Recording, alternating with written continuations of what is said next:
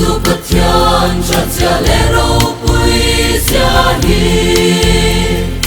zain ka shil zel dom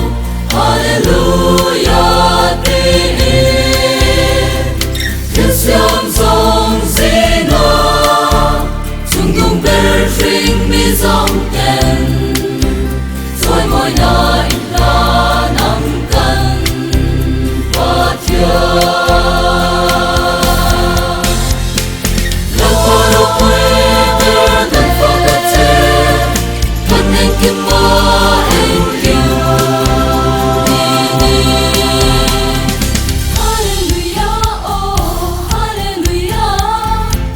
Mỗi lần lễ cần phát la rất tua đi ni ta ani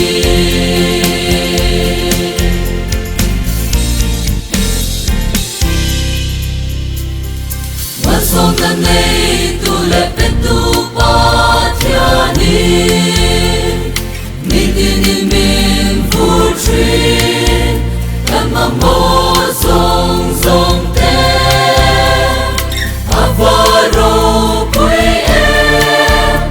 Hallelujah ifakan Engking chung na tunay tu ani Laparo kwe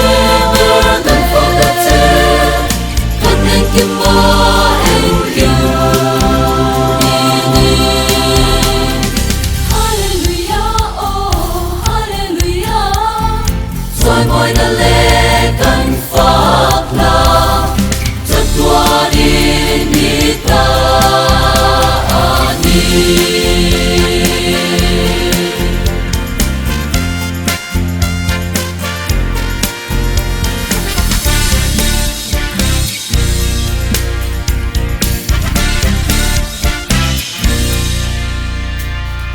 in đôi về truyền em cần bất thiện mà ngày nào các con truyền thiên lại ru mơ ngày ru quy zain oi na ne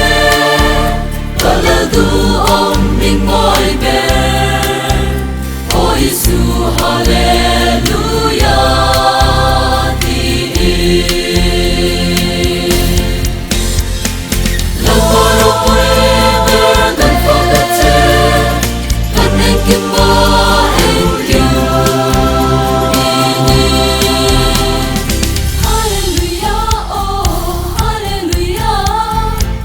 Mỗi lần lễ cần phát la